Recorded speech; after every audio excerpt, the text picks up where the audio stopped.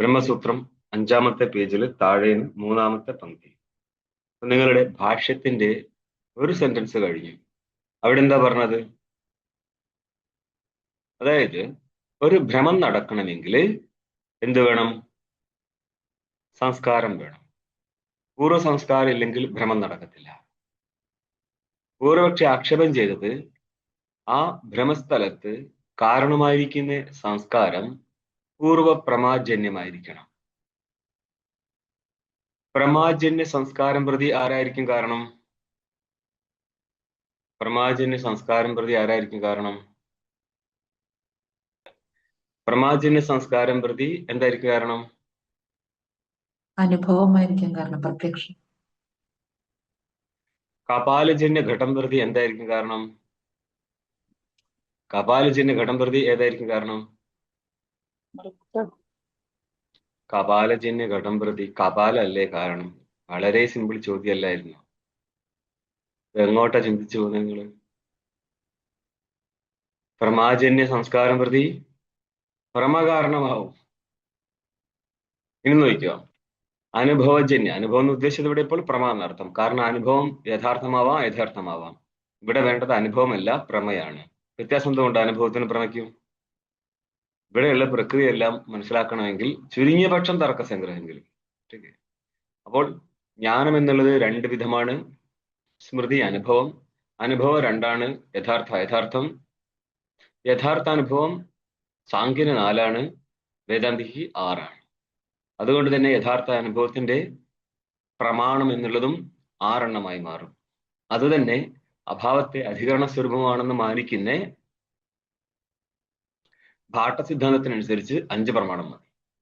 അഭാവം അധികരണത്തിൽ നിന്ന് ഭിന്നമാണെങ്കിൽ പ്രാഭാകര സിദ്ധാന്തത്തിനനുസരിച്ച് 6 പ്രമാണം വേണം. നിങ്ങൾ വേദാന്തികൾ വ്യവഹാര ഭാട്ടനായി എന്ന് പറഞ്ഞാലും നിങ്ങളെ സ്വഭാവം കാണിക്കാറുണ്ട്. എവിടെ ആരെ പിടിച്ചാൽ കാര്യം നടക്കുമോ അതിനനുസരിച്ച് കൊണ്ടുപോകും എന്ന് പറഞ്ഞാല് പ്രഭാകരന് വേണ്ട സ്ഥലത്ത് പ്രഭാകരനെ ഉപയോഗിക്കും, ഭാട്ടന് വേണ്ട സ്ഥലത്ത് ഭാട്ടനെ ഉപയോഗിക്കും. അത്ര തന്നെ. അല്ലാതെ ഇങ്ങനത്തെ ഒരു നിയമമൊന്നുമില്ല. ഇപ്പൊ ശ്രീകൃഷ്ണൻ പറയത്തില്ലേ, യുദ്ധത്തിൽ നിന്ന് പലായനം ചെയ്യുന്നത് ക്ഷത്രിയനു യോജിച്ച ധർമ്മമാണോ? ചോദിക്കുകയും ചെയ്യും. സ്വന്തം നിലയ്ക്ക് നിങ്ങളുടെ പേര് ഒരു സ്ഥലത്ത് രണച്ചോട് ഭഗവാനാ. യുദ്ധം നടന്നപ്പോൾ അവിടുന്ന് ഓടി രക്ഷപ്പെട്ടിട്ടുണ്ട്. അതാണ് ഇന്ത്യ കണ്ട ഏറ്റവും നല്ല പൊളിറ്റീഷ്യൻ എന്ന് പറയുന്നത്. അല്ലാതെ ഇല്ല തല്ലുകൊണ്ടാലും ഞാൻ മാറൂല എന്നൊന്നും നിശ്ചയം എടുക്കാൻ പാടില്ല. ഇന്ന് നോക്കിയോ ഇവിടെ എന്താ സംഭവിക്കുന്നത് എന്നുള്ളത്. അനുഭവം രണ്ടാക്കിയല്ലോ, യഥാർത്ഥം അയഥാർത്ഥം. ആ യഥാർത്ഥാനുഭവമായിരിക്കുന്ന പ്രമ ഉണ്ടാവണമെങ്കിൽ എന്ത് വേണം? പ്രമേയം ഉണ്ടാവണമെങ്കിൽ അതിന്റെ വസ്തു ഉണ്ടായിരിക്കണം. പ്രമേയ വസ്തു ഇല്ലാതെ പ്രമേയം എവിടുന്ന വരിക? നൈയായികന്മാർ പറയുന്നത് എന്താ? തദ്വതി തത്പ്രകാരകോ അനുഭവോ യഥാർത്ഥ. ഘടത്വവതി, ഘടത്വമുള്ള ഘടത്തിൽ ഇത് ഘടമാണെന്നുള്ള ജ്ഞാനം യഥാർത്ഥവും, ഘടത്വം ഇല്ലാത്ത വസ്തുവിൽ ഘടം എന്ന ജ്ഞാനം ഉണ്ടായിക്കഴിഞ്ഞാൽ അത് ഭ്രമവുമായിരിക്കും. അപ്പൊ പ്രമേയം ഉണ്ടാവണമെങ്കിൽ എന്ത് വേണം? വസ്തു യഥാർത്ഥമായിരിക്കണം. ആണല്ലോ. വസ്തു യഥാർത്ഥമാവണമെങ്കിൽ, അതായത് ഇവിടെ നമ്മൾക്ക് ഏത് വസ്തുക്കൾ തമ്മിലാണ് ഐക്യം പറയേണ്ടത്? എന്തുകൊണ്ടാ? എല്ലാ സ്ഥലത്തും ഇപ്പോൾ ഘടത്തെ കാണുമ്പോൾ അയം ഘടഹ എന്നും, കയറിൽ സർപ്പത്തെ കാണുമ്പോൾ അയം സർപ്പഹ എന്നും ബോധം ഉണ്ടാകുന്ന സമയത്ത് രണ്ടംശമുണ്ട് അവിടെ. ഒന്ന് വിജന്ത്വന പ്രതീയമാനമായിരിക്കുന്ന ആധാരവും, പിന്നെ സർപ്പരൂപത്തിൽ പ്രതീതമാവുന്ന അധ്യസ്ഥ വസ്തു. നമ്മൾക്ക് ദൃഷ്ടാന്തം മുമ്പ് കാണിച്ചു തന്നത് ശുക്തിയിലെ രജതഭ്രമം നടക്കുന്ന സ്ഥലത്ത് ഒരംശമാണ് ഇതം, രണ്ടാമത്തെ അംശമാണ് രജതം. ശുക്തിയാണ് നമ്മൾ ഇതം എന്ന് സാമാന്യമായിട്ട് ഗ്രഹിക്കുന്നത് ഭ്രമസ്ഥലത്ത്. അവിടെ പ്രമാസ്ഥലമായി കഴിഞ്ഞാൽ രജതത്തിന്റെ പ്രമേയം ഉണ്ടാവുമ്പോഴും ഇത് രജതമാകുന്നു എന്ന് ഇത് എന്നുള്ള രീതിയിൽ അധിഷ്ഠാന സാമാന്യാംശവും വിശേഷാംശമായിട്ട് രജതവുമാണ്. നൈയായികന്റെ പ്രക്രിയയിൽ നിന്ന് വേദാന്ത പ്രക്രിയയ്ക്ക് ചെറിയൊരു വ്യത്യാസമുണ്ട്. അവിടെ ഘട്ടത്തിൽ ഘടത്വം പറയുന്നു, ഇവിടെ ഇതവും രജതവും ആയിട്ട് എടുത്തിരിക്കുകയാണ്. ഇത് രജതം എന്ന് എപ്പോഴെങ്കിലും യഥാർത്ഥ ജ്ഞാനം ഉണ്ടാവാറുണ്ടോ? ഇത് രജതമാകുന്നു എന്നുള്ള ജ്ഞാനം എവിടെയെങ്കിലും യഥാർത്ഥമാവാറുണ്ടോ? രജതത്തിൽ രജതത്തിന്റെ യഥാർത്ഥ ജ്ഞാനമല്ലേ ഉണ്ടാവുക? യഥാർത്ഥ രജതത്തിൽ ഇത് രജതം എന്നുള്ള ജ്ഞാനം യഥാർത്ഥമാണ്. അതായത് ആവണസ്ഥം കടയിലിരിക്കുന്ന രജതത്തില് ഇത് രജതമാകുന്നു എന്നുള്ള ബുദ്ധി യഥാർത്ഥമാണ്. അതുകൊണ്ട് ഇനി എവിടെയെങ്കിലും എന്ത് സംഭവിക്കാം? ഭ്രമം സംഭവിക്കാം. കാരണം ഭ്രമത്തിന് കാരണമായിരിക്കുന്ന സംസ്കാരം യഥാർത്ഥ ജ്ഞാനത്തിൽ നിന്ന് ഉത്പന്നമായി കഴിഞ്ഞു. ഇത് ശരിയാണ് സംഭവം. പക്ഷേ ഇനിയിപ്പോൾ ഇവിടെ നമ്മൾക്ക് അഹം എന്നുള്ള ബുദ്ധിയോ ഞാൻ സുഖി എന്നുള്ള ബുദ്ധിയോ ഘടാതി ബുദ്ധിയോ വരാൻ പാടില്ലായിരുന്നു. കാരണം ഇവിടെയും നിങ്ങൾ പൂർവപക്ഷി സിദ്ധാന്തോട് പറയാണ്, നിങ്ങൾക്ക് ഈ കാണുന്ന ജഗത്ത് മൊത്തം ഭ്രമാത്മകമാണ്. ഭ്രമാത്മകമായിരിക്കുന്ന ജ്ഞാനത്തിന് കാരണമാണ് സംസ്കാരം. സംസ്കാരത്തിന് കാരണമാണ് അനുഭവം. അനുഭവം യഥാർത്ഥമായിരിക്കുന്ന അനുഭവം എന്നുള്ള പ്രമേയം ഉണ്ടാവണമെങ്കിൽ വസ്തു യഥാർത്ഥം ഉണ്ടായിരിക്കണം. അന്നപ്പോൾ ഇവിടെ ഇപ്പോൾ ഭ്രമം എന്ന് പറഞ്ഞാൽ ഏതോ ഒരു സ്ഥലത്ത് വസ്തു യഥാർത്ഥമായിരിക്കണം എന്ന് പറഞ്ഞാൽ യുഷ്മദസ്മത്തുക്കൾ തമ്മിൽ ഐക്യം വന്നിരിക്കുന്ന ജ്ഞാനമാണ് നമ്മൾക്ക് ഇവിടെ ഉണ്ടാവുന്നത്. ഇത് ഘടമാണ്, അത് പടമാണ് എന്നുള്ള സ്ഥലത്ത് പോലും പടവസ്തി ഘടവസ്തി എന്നാണ് ആ സ്ഥലം. ഇത് ഘടമാകുന്നു എന്ന് പറഞ്ഞാൽ അവിടെ ഘടത്തിന്റെ ഭാനം നടക്കുന്നുണ്ട്. ഘടമസ്തി എന്ന് പറയുമ്പോൾ ഘടത്തിലൂടെ അസ്തിത്വം കാണപ്പെടുന്നുണ്ട്. അസ്ഥിഭാതി പ്രിയം നാമ രൂപ ഇത്യാംശ പഞ്ചകം ആദ്യത്രയം ബ്രഹ്മരൂപം ജഗത് രൂപം തതോദ്വയം. ഇവിടെ ഈ പ്രസംഗം അങ്ങ് തുടങ്ങുമ്പോഴേക്ക് ഈ സാധനം ഈ ബ്രഹ്മസൂത്രത്തിന്റെ തുടക്കം മനസ്സിലാവണമെങ്കിൽ ഒരു 5-6 വർഷം ഹയർ ടെക്സ്റ്റ് കൈകാര്യം ചെയ്തെങ്കിൽ മാത്രമേ ഇതെന്താ പറഞ്ഞെന്ന് മനസ്സിലാകത്തുള്ളൂ. ഇപ്പോൾ നമ്മൾ ഏകദേശം സ്വരുക്കൂട്ടുകയാണ്. ടീക്കേ, ആരും കരുതണ്ട ഇതങ്ങ് പഠിക്കുമ്പോഴേക്ക് ഈ ഏരിയ മൊത്തം മനസ്സിലാവുന്നു. കാരണം ഇതൊരു കാർഡ്സ് കൊണ്ട് വീടുണ്ടാക്കുന്ന പോലെയാണ്. ഒന്ന് വലിച്ചാൽ ഇത് മൊത്തം പോരെന്ന് പറഞ്ഞ പോലെ ഒരു കാര്യം അറിയണമെങ്കിൽ നമുക്ക് വലിയൊരു ഏരിയ ക്ലിയർ ആയി കിട്ടണം. അതുകൊണ്ട് വെയിറ്റ് എന്നേ പറയാൻ പറ്റത്തുള്ളൂ. നമ്മൾക്ക് ഈ കാണുന്ന ലോകം എല്ലാം ചേതന അനുസ്യൂതമായിക്കൊണ്ട് അസ്ഥി എന്നുള്ള രൂപത്തിലും ഭാതി എന്നുള്ള രൂപത്തിലും പ്രകടമാകുമ്പോൾ അതിന്റെ അസ്തിത്വവും ഭാനവും അധിഷ്ഠാനത്തിൻ്റെതായിരുന്നു. ഇതാണ് ഇതിന്റെ ഫണ്ടമെന്റൽ തിയറി. അവിടെ നിന്ന് വെച്ചിട്ടാണ് ഇങ്ങോട്ട് വന്നത്. അത് മനസ്സിലാവില്ല എന്നുള്ളതാണ്. അതുകൊണ്ട് പറഞ്ഞത് വളരെ സമയം എടുക്കും എന്നുള്ളത്. ഇതൊന്നും കട്ട് ചെയ്യണ്ട കേട്ടോ, കിടന്നോട്ടെ. കുട്ടികൾക്ക് മനസ്സിലാവാനുള്ളൊരു ഇതുകൊണ്ട് മനസ്സിലാവുക എന്ന് വെച്ചാൽ ഇത്രയും പ്രശ്നമുണ്ട്. പിന്നെ നമുക്ക് പരീക്ഷയ്ക്ക് വേണ്ടി എഴുതാമെന്നുമല്ലാതെ ഇതിനുള്ളിൽ കയറി മനസ്സിലാക്കണമെങ്കിൽ കാലം കുറെ എടുക്കും. അധ്യാസം എന്താണെന്ന് നിശ്ചയം ഉണ്ടെങ്കിലേ അധ്യാസ ഭാഷ്യം പിടികിട്ടത്തുള്ളൂ. ശരി, അധ്യാസം എന്താണെന്ന് നിശ്ചയിക്കുന്നത് ഈ അധ്യാസ ഭാഷ്യത്തിലല്ല താനും. എന്തുപറ്റി? ഇവര് പറഞ്ഞു പോകുന്നതൊക്കെ ശരി തന്നെയാണ്, പക്ഷെ ഇതിന്റെയും പിറകിൽ ഒരു ഗ്രൗണ്ട് ഉണ്ടായിരുന്നു. അത് മനസ്സിലായെങ്കിലേ ഇതുപോലും മനസ്സിലാകത്തുള്ളൂ. നമ്മൾക്ക് ഈ കാണുന്ന ലോകം മൊത്തം 2 അംശമുള്ളതാണ്. ഒരു ചിദാംശവും ഒരു ജഡാംശവും. ആ ചിദാംശമാണ് അസ്ഥിഭാതി പ്രിയം എന്ന് ശ്ലോകത്തിൽ പറഞ്ഞത്. അസ്ഥിഭാതി പ്രിയം. നിങ്ങൾക്ക് ഏത് വസ്തു കിട്ടിക്കഴിഞ്ഞാലും ഘടോ അസ്ഥി, ഘടത്തിന്റെ അസ്തിത്വം ഉണ്മ മനസ്സിലാക്കാം. ഘടോ ഭാതി, ഘടത്തിന്റെ പ്രകാശം. അതായത് പരോക്ഷ സ്ഥലത്ത് നമ്മൾക്ക് ഘടത്തിന്റെ അസ്തിത്വമേ തിരിച്ചറിയാൻ പറ്റത്തുള്ളൂ. അപരോക്ഷ സ്ഥലത്ത് ഘടത്തിന്റെ അസ്തിത്വവും ഭാനവും ഒരേപോലെ വരുന്നുണ്ട്. ഇനി അതിനോട് തോന്നുന്ന പ്രേമം എന്ന് പറയുന്ന ആനന്ദം, വസ്തു കിട്ടിക്കഴിഞ്ഞാലുള്ള ഒരു ആനന്ദം, പ്രിയ പ്രമോദ രൂപത്തിൽ തന്നെ നമ്മൾ ഈ ആനന്ദത്തെ മാറ്റുന്നുണ്ട്. അതിൽ ഒന്ന് മാത്രമേ നമ്മൾ പ്രേമം എന്ന് പറഞ്ഞ് ഇവിടെ കൊടുത്തു വെച്ചിട്ടുള്ളൂ. അതുപോലും ആ ആനന്ദം പോലും ഏതിൻ്റെതാ? അധിഷ്ഠാനത്തിൻ്റെതാണ്. അസ്ഥിഭാതി പ്രിയം നാമ രൂപ ഇത്യാശ പഞ്ചകം. 5 ഭാഗമുണ്ട്. നാമരൂപവും അത് മായയുടേതായതുകൊണ്ട് ജഡവസ്തുവാണ്. അതാണ് നമ്മൾ കാണുന്ന ഘടവും പടവും എല്ലാം. ഘടപട വസ്തുക്കൾ എന്നുള്ളത് നാമരൂപവും മാത്രമാകുന്നു എന്ന് പറഞ്ഞാൽ ആ അധിഷ്ഠാന ബ്രഹ്മത്തിൽ അധ്യസ്ഥമായിരിക്കുന്നതാണ് നാമരൂപവും. ഏതിനാൽ? അവിദ്യയാൽ. അതുകൊണ്ട് തന്നെ നാമരൂപവും അവിദ്യയുടെ രൂപങ്ങളാണ്. നിങ്ങൾക്കിനി മുന്നോട്ട് പോയിട്ട് സർവം ഖലിതം ബ്രഹ്മ എന്ന് പറഞ്ഞിട്ട് ഇതെല്ലാം ബ്രഹ്മസ്വരൂപമാണെന്ന് പറയുമ്പോൾ ഇതെല്ലാം എന്നുള്ളതിന്റെ അർത്ഥം തന്നെ നാമവും രൂപവും എന്നാണ്. നാമവും രൂപവും ബ്രഹ്മസ്വരൂപമാണെങ്കിൽ രണ്ട് രീതിയിൽ ഇതിനെ അന്വയിക്കാം. കാര്യകാരണ ഭാവത്തിലോ അല്ലെങ്കിൽ അധിഷ്ഠാന അധ്യസ്ഥ ഭാവത്തിലോ അന്വയിക്കാം. കാര്യകാരണ ഭാവത്തിൽ അന്വയിച്ചു കഴിഞ്ഞാൽ ഈ കാര്യങ്ങളെല്ലാം ബ്രഹ്മത്തിൻ്റെതായതുകൊണ്ട്, എന്ന് പറഞ്ഞാൽ ബ്രഹ്മത്തിന്റെ വിവർത്ത കാര്യമായതുകൊണ്ട്, വിവർത്ത കാര്യങ്ങൾക്ക് വിവർത്ത കാരണത്തിൽ നിന്ന് ഭിന്നമായിട്ട് അസ്തിത്വം ഇല്ല എന്നുള്ളതിനാൽ വിവർത്ത കാരണമായിരിക്കുന്ന ബ്രഹ്മം മാത്രമായിരിക്കും ജഗത്ത് മൊത്തം. ഇതൊന്ന്. രണ്ടാമത്തത്, കൽപ്പിത അധിഷ്ഠാന രൂപത്തിൽ എടുത്തു കഴിഞ്ഞാൽ എല്ലാ കൽപ്പിത വസ്തുക്കളുടെ സ്വരൂപം അധിഷ്ഠാനം മാത്രമായതിനാൽ കൽപ്പിതമായിരിക്കുന്ന ജഗത്തിന്റെ സ്വരൂപം അധിഷ്ഠാന ബ്രഹ്മം മാത്രമായിരിക്കും. ഇങ്ങനെയൊക്കെ നിങ്ങൾക്ക് പറയണമെങ്കിൽ ഈ ജഗത് അധ്യസ്ഥമാണെന്ന് ആദ്യം സിദ്ധിക്കണം. അധ്യസ്ഥമാണെന്ന് സിദ്ധിക്കണമെങ്കിൽ എന്ത് വേണം? ഇതിന്റെ പൂർവപ്രമയിൽ നിന്ന് ഉത്പന്നമാവുന്ന ഒരു സംസ്കാരത്തിൽ നിന്ന് മാത്രമേ നമ്മൾക്ക് ഭ്രമം ഉണ്ടാവത്തുള്ളൂ. ആ ഭ്രമത്തിന്റെ വിഷയമാണ് അധ്യസ്ഥം. വസ്തു അധ്യസ്ഥമാകുന്നു. അധ്യസ്ഥമായിരിക്കുന്ന വസ്തുവിന്റെ ജ്ഞാനത്തെ അധ്യാസം എന്ന് പറയുന്നു. ഇനി അധ്യസ്ഥ വസ്തുവിനെ നമ്മൾക്ക് അധ്യാസം എന്ന് പറയാം.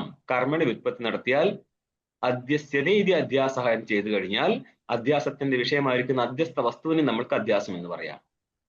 ഇതൊക്കെ കുറെ സാധനം ഒന്നിച്ചു വെക്കുകയാണ് ഞാൻ. ഇതുമായിട്ട് ബന്ധമില്ലാത്ത മറ്റു പലരും അഭിപ്രായപ്പെടുന്ന കാര്യം കൊണ്ടുവരികയാണ്. അന്നപ്പോൾ ഇവിടെ എന്താ പറയുന്നത്? വസ്തുക്കൾ തമ്മിൽ പരസ്പരം അധ്യാസം ഇല്ല, പരസ്പര അധ്യാസം നടക്കത്തില്ല എന്നുള്ളത് കൊണ്ട്, അതായത് ഏതുപോലെ ഇതം രജതം എന്ന് പരസ്പരം താദാത്മ്യം ഇരിക്കുന്നത് കൊണ്ട്, എവിടെ? യഥാർത്ഥ രജതത്തിൽ ഇതമായിരിക്കുന്ന സാമാന്യാംശത്തിൽ വിശേഷാംശമായിരിക്കുന്ന രജതം സംബന്ധിച്ചിരിക്കുന്നത് കൊണ്ട്, താദാത്മ്യത്തിൽ ഇരിക്കുന്നത് കൊണ്ട് താദാത്മ്യ വിഷയക പ്രമ സംഭവിക്കും. എപ്പോൾ? രജതത്തെ കാണുന്ന സമയത്ത് ആ പ്രമയിൽ നിന്ന് സംസ്കാരം ഉണ്ടാകുകയും സംസ്കാരത്തിൽ നിന്ന് മറ്റൊരിടത്ത് രജതമല്ലാത്ത വസ്തുവില് രജതം എന്നുള്ള ഭ്രമം സംഭവിക്കുകയും ചെയ്യാം. ഇനി ഇവിടെ പറയുന്നത് യുഷ്മദസ്മത്തുക്കൾ തമ്മിൽ താദാത്മ്യം വരത്തില്ല എന്നുള്ളത് കൊണ്ട് ഇനി ഒരിടത്തും യുഷ്മദസ്മത്തുക്കളുടെ ഐക്യ പ്രമ സംഭവിക്കത്തില്ല എന്നുള്ളതിനാൽ പ്രമാജന്യ സംസ്കാരം വരില്ല എന്നുള്ളത് കൊണ്ട് സംസ്കാരജന്യമായിരിക്കുന്ന ഒരു ഭ്രമം സംഭവിക്കത്തേയില്ല. അതുകൊണ്ട് ഈ ജഗത്തിന്റെ ജ്ഞാനം ഭ്രമമേ അല്ല എന്നാണ് സിദ്ധിക്കാൻ പോകുന്നത്. പിടികിട്ടിയോ? ഇതറിയാതെ നമ്മൾ പങ്ക്തി ടു പങ്ക്തി പോയിട്ട് ഒരു കാര്യമില്ല. അറിയാ? ഇതിനാണ് നമ്മൾ ടീക്ക കൊണ്ടുപോകുന്നത്. ടീക്ക ഇല്ലെങ്കിൽ ഭാഷ്യത്തിൽ അത്രയല്ല ഒരു തെളിച്ചവും കിട്ടത്തില്ല. നിങ്ങൾക്ക് പറയാം ഞാനും പഠിച്ചേ എന്ന് പറയാനല്ലാതെ ഇതിനുള്ളിൽ കയറാൻ പറ്റുന്നില്ല. ഏകദേശം പിടിയിട്ടില്ലേ? ഇതുമായിട്ട് ബന്ധപ്പെടുത്തി ഇഷ്ടം പോലെ സാധനം, സാക്ഷി പ്രസംഗമാണിത്. സാക്ഷിയാണ് ഇതിനെയൊക്കെ കണ്ടുകൊണ്ടിരിക്കുന്നത്. അതിലേക്ക് കയറും നമ്മൾ, സാക്ഷിയിലേക്ക് കയറും. അതിന്റെ മുന്നേ ഈ അധ്യാസം പറഞ്ഞിരിക്കുകയാണ്. വസ്തുക്കൾ തമ്മിലുള്ള പരസ്പര അധ്യാസം നടക്കാത്തതിനാൽ താദാത്മ്യമാണ് അധ്യാസം. താദാത്മ്യ അധ്യാസം നടക്കാത്തതിനാൽ താദാത്മ്യ ഭ്രമം നടക്കത്തില്ലെന്ന. എന്നപ്പോൾ താദാത്മ്യ ഭ്രമമാണോ വസ്തുക്കളുടെ താദാത്മ്യ അധ്യാസമാണോ അധ്യാസ കോടിയിൽ വരാൻ പോകുന്നത്? അതായത് ഇങ്ങനെ മനസ്സിലാക്കിയോ, വസ്തുക്കൾ തമ്മിലുള്ള പരസ്പര സംബന്ധത്തെ നമ്മൾക്ക് അധ്യാസം എന്ന് പറയാൻ പറ്റുമോ? അല്ല, സംബന്ധ ജ്ഞാനത്തെ അധ്യാസം എന്ന് പറയുമോ നമ്മൾ? താദാത്മ്യം ഇല്ല എന്ന് പറഞ്ഞല്ലോ, എന്നിട്ടും താദാത്മ്യമായിട്ടിരിക്കുന്നുണ്ടെങ്കിൽ അതും അധ്യാസമല്ലേ? മനസ്സിലായോ? ഈ ടീക്ക നോക്കിയോ, താഴെ 3-ാം പങ്ക്തി. അനാത്മനോ ഗ്രാഹ്യത്വാദ് അചിത്വം ആത്മനസ്തു ഗ്രാഹകത്വാദ് ചിത്തം വാച്യം. ചിത്വം എന്നാണ്. ചിത്വം, ചിത്തിലിരിക്കും ചിത്വം. അനാത്മനോ ഗ്രാഹ്യത്വാദ്, അനാത്മ വസ്തുക്കൾ ജ്ഞാന വിഷയങ്ങളായതിനാൽ അചിത്തായിരിക്കും. ഈ ലോകത്തെ 2 വിധ വസ്തുക്കളേ ഉള്ളൂ. വേദാന്തത്തിന് പറഞ്ഞു തരേണ്ട കാര്യങ്ങൾ വളരെ കുറവാണ്. അതായത് ഒരു ചേതനനും ബാക്കി ജഡവും. ചേതനൻ ജഡവസ്തുക്കളെ പ്രകാശിപ്പിക്കും, ചേതനൻ സ്വയം പ്രകാശനായിട്ടിരിക്കും. അങ്ങനെ ഇരിക്കുന്ന സ്വയം പ്രകാശനാണ് അറിയുന്ന നീ. അറിയുന്ന നീ ശരിക്ക് അറിയുന്ന നീയല്ല, അറിവാകുന്ന നീയാകുന്നു. ഇത്രേ പറഞ്ഞുതരാനുള്ളൂ. അത് മനസ്സിലാക്കാൻ പറ്റാത്തത് കൊണ്ടാണ് അധ്യാസം, വിഷയം, ചിത്തം എന്നും പറഞ്ഞു പോകുന്നത്. അന്നപ്പോൾ ഏകനായിരിക്കുന്ന നിത്യശുദ്ധ ബുദ്ധിമുക്ത പരമാത്മാ അവിദ്യായുക്തനായിക്കൊണ്ട് പ്രകാശകനായിട്ട് മാറും. ഇല്ലെങ്കിൽ അവൻ പ്രകാശകനൊന്നും ആകത്തില്ല. ഇത് എത്രയോ കഴിഞ്ഞിട്ട് വരട്ടെ, ഞാൻ ആദ്യം വെച്ചു തരുന്നത് മാത്രം. അല്ലെങ്കിൽ മക്കളെ അവൻ പ്രകാശിക്കുമ്പോൾ അവർ നിന്നു പോകും. അങ്ങനെ പ്രകാശിപ്പിക്കൂല. പ്രകാശങ്ങൾ വരുമ്പോൾ മാത്രമേ അവൻ പ്രകാശകന്റെ റോളിലേക്ക് കയറത്തുള്ളൂ. പക്ഷെ നിങ്ങൾ സിദ്ധാന്തത്തിൽ പറയും ജ്ഞാതത്വേന അജ്ഞാതത്വേന വാ സർവ സാക്ഷിഭാഷ എന്ന് പറഞ്ഞങ്ങളെ. അത് ശരിയാണ് താനും. ठीक അറിവിന്റെ വിഷയമായിക്കൊണ്ടോ അജ്ഞാനത്തിന്റെ വിഷയമായിക്കൊണ്ടോ സകലം സാക്ഷിഭാസ്യം ആവുമ്പോൾ സാക്ഷി ആരാ? നിത്യശുദ്ധ ഭുക്തനല്ല സാക്ഷി, ഈശ്വര രൂപത്തിലാണ് സാക്ഷി ഇരിക്കുന്നത്.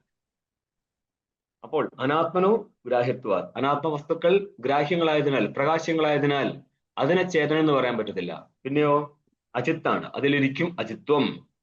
ആത്മനസ്തു ആത്മപ്രകാശകനായതിനാൽ പ്രകാശകത്വാത് ചിത്വം വാച്യം, പ്രകാശനായതുകൊണ്ട് ചിത്താണ്, അതിൽ ചിത്വം ഇരിക്കണം. ഇനിയിപ്പോൾ ഈ ആത്മാവിൽ അജിത്വം മാനിച്ചാൽ എന്താ തകരാറെന്ന് പറയാണ്. അജിത്വേ സ്വസ്യ സ്വേന ഗ്രഹസ്യ കർമ്മകർത്തൃ വിരോധേന അസംഭവാത് അപ്രത്യക്ഷത്വാപത്തിരിത്യർത്ഥ. അജിത്വ ഏകസ്യ ആത്മനഹ എന്ന് കൂട്ടിച്ചേർത്തോടുക. ആത്മാ അജിത് സ്വരൂപമാണെങ്കിൽ മാനിച്ചോ, ജഡപദാർത്ഥങ്ങൾ എത്ര ഇരിക്കുമോ അതേപോലെ തന്നെ ആത്മാവ് ഒരു ജഡപദാർത്ഥമാണ്. ഇനി ആര് പ്രകാശിപ്പിക്കും? ജഡം സ്വന്തം നൽകി പ്രകാശിക്കുകയോ? അതില്ല. അതാണ് സ്വസ്യ സ്വേനഗ്രഹസ്യ അസംഭവാത്. തന്നെത്താൻ തന്നെ ഗ്രഹിക്കുക എന്നുള്ളത് സംഭവിക്കത്തില്ല. അതെന്തുകൊണ്ടാ? കർമ്മകർത്തൃ വിരോധാത്. ഗ്രഹിക്കുക എന്നുള്ള ക്രിയയുടെ കർത്താവും കർമ്മവും ഒരാളാവാൻ പറ്റത്തില്ല. അതുകൊണ്ട് ജഡം ജഡത്തെ തന്നെ പ്രകാശിപ്പിക്കുന്നു പറഞ്ഞാൽ കർമ്മകർത്തൃ വിരോധമുണ്ട്. അതുകൊണ്ട് ജഡം മറ്റൊന്നിനാൽ പ്രകാശിപ്പിക്കപ്പെടണം. ടീക്കേ. അപ്പൊ മറ്റൊന്ന് പറഞ്ഞാൽ ആരായിരുന്നു? ആത്മാ. അവനെ ഇനി ജഡമാണെന്ന് മാനിച്ചു കഴിഞ്ഞാൽ ആ ജഡം തന്നെ തന്നെ പ്രകാശിപ്പിക്കുന്നു എന്ന് പറയാൻ പറ്റത്തില്ലല്ലോ. അല്ല, ഇവിടെ ഇല്ലാത്തൊരു ചോദ്യം ചോദിക്കട്ടെ. നിങ്ങൾ സകല വസ്തുക്കളെ ആര് പ്രകാശിപ്പിക്കും? ചേതനെ ആര് പ്രകാശിപ്പിക്കും? സ്വയം പ്രകാശിക്കുന്നു. അപ്പൊ കർമ്മകർത്തൃ വിരോധം അവിടെ വരത്തില്ലേ? വിരോധം വരില്ല. എന്തുകൊണ്ടാ വരാത്തെ? സ്വരൂപമായതുകൊണ്ട്. സ്വരൂപപ്രകാശം ആയതുകൊണ്ട്. മറ്റുള്ളത് ജഡങ്ങള് സ്വരൂപപ്രകാശങ്ങളല്ല, പരപ്രകാശങ്ങളാണ്. അന്നപ്പോൾ സ്വരൂപപ്രകാശമാണെങ്കിൽ പോലും തന്നെ തന്നെ പ്രകാശിപ്പിക്കൂലേ? പിന്നെ അതാണ് സ്വരൂപപ്രകാശത്തിന്റെ അർത്ഥം. എപ്രകാരം സൂര്യൻ സ്വരൂപത്തിൽ പ്രകാശമാണ്, സൂര്യനെ തന്നെ പ്രകാശിപ്പിക്കുകയല്ല. പിടികിട്ടുന്നുണ്ടോ? അതിന്റെ സ്വരൂപമാണത്. അത് മറ്റു വസ്തുക്കളെ പ്രകാശിപ്പിക്കും. ഇതേപോലെ ജ്ഞാനം എന്നുള്ളത് ആത്മാവിന്റെ സ്വരൂപമാണ്, അത് പ്രകാശമാണ്. അവൻ മറ്റു വസ്തുക്കളെ പ്രകാശിപ്പിക്കും. ഇവിടെ ഇപ്പോൾ വ്യാകരണവും സംസ്കൃത സംഭാഷണവും പഠിച്ചു വന്നാൽ പോലും ഈ ഭാഗത്തേക്ക് കയറണമെങ്കിൽ അത്യാവശ്യം പണി തന്നെയാണ്. അതുകൊണ്ട് നിങ്ങൾ ടെൻഷൻ അടിക്കണ്ട. അങ്ങനൊന്നും മനസ്സിലാവുന്ന പ്രശ്നമേ ഇല്ല. അതിനെ ഈ കേരളത്തിലെ അമ്പലപ്പറമ്പ് വിട്ടിട്ട് നോർത്ത് ഇന്ത്യയിലെ ആശ്രമങ്ങളിലൂടെയൊക്കെ ഒന്ന് കയറി ഇറങ്ങും. അന്നേരം മനസ്സിലാവും. ഇത് ആർക്ക് മനസ്സിലാവുന്നു? ഇത് പഠിക്കാൻ വേണ്ടി ആരൊക്കെ വരുന്നു, വന്നതിൽ ആർക്ക് മനസ്സിലാവുന്നു എന്ന് മനസ്സിലായി കഴിഞ്ഞാൽ നിങ്ങൾക്ക് ഈ ടെൻഷൻ മാറി. യഥേഷ്ടം വാ ഹേതു ഹേതുമത് ഭാവ. ഇവിടെ നിങ്ങൾ എന്താ പറയണത്? ആത്മ അജിത്താണെങ്കിൽ എന്ന് പറഞ്ഞാല് ആ ചിത്താണെങ്കിൽ, അജിത്ത് ആത്മ ചിത്സ്വരൂപമല്ല എങ്കിൽ അതിനെ പ്രകാശിപ്പിക്കാൻ ആരും ഉണ്ടാവാതെ പോകും. അപ്രത്യക്ഷത്വാപത്തി എന്ന് പറഞ്ഞത് അസംഭവാദ അപ്രത്യക്ഷത്വാപത്തി. അല്ലെങ്കിൽ നിങ്ങൾക്ക് ഇഷ്ടത്തിനനുസരിച്ച് ഹേതുവും സാധ്യവും പറയാന്നാ പറയുന്നത്. അതായത് എവിടെയാണ് സാധ്യം പറയേണ്ടത്? ആത്മാ പ്രകാശ വസ്തുവാണ്. പ്രകാശകനല്ലായിരുന്നു എങ്കിൽ അടുത്ത ഹേതു നിങ്ങൾ കയ്യിൽ നിന്ന് കിട്ടോ. ജഗദാന്ത്യപ്രസംഗം എന്ന് പറയാം. ജഗത്തിന്റെ പ്രകാശം പോലും നടക്കത്തില്ലായിരുന്നു. ജഗത്തിനെ ആര് പ്രകാശിപ്പിക്കും? ഇനി വേറെയും പറയാം, ശൂന്യവാദ പ്രസംഗ. എന്തുകൊണ്ടാ? പ്രകാശം നടന്നാലേ വസ്തുസിദ്ധി നടക്കത്തുള്ളൂ. പ്രകാശം നടക്കുന്നില്ലെങ്കിലോ വസ്തുവിന്റെ സിദ്ധി നടക്കത്തില്ല. വസ്തുസിദ്ധി ഇല്ലെങ്കിലോ ശൂന്യവാദാപത്തി വരും. ഇതൊക്കെ ഹാര ടെക്സ്റ്റിൽ പല സ്ഥലത്തുണ്ട്. അതെടുത്ത് ഇങ്ങോട്ട് വെച്ചാൽ മതി. ഞാനായിട്ട് ആകാശത്ത് പിടിച്ചോണ്ടിരുന്നത് നല്ലത്. ഞാൻ ഏവം ആത്മാ അനാത്മനോഹോ പരാക് പ്രത്യത്വേന ചിദജിത്വേന ഗ്രാഹ്യഗ്രാഹകത്വേന ച വിരോധാത് തമപ്രകാശവത് ഐക്യസ്യ താദാത്മ്യസ്യ വാ അനുപപത്തു സത്യം. അയ്യോ, ഇവിടെയാണ് നിങ്ങളുടെ മെയിൻ സാധനം കിടക്കുന്നത്.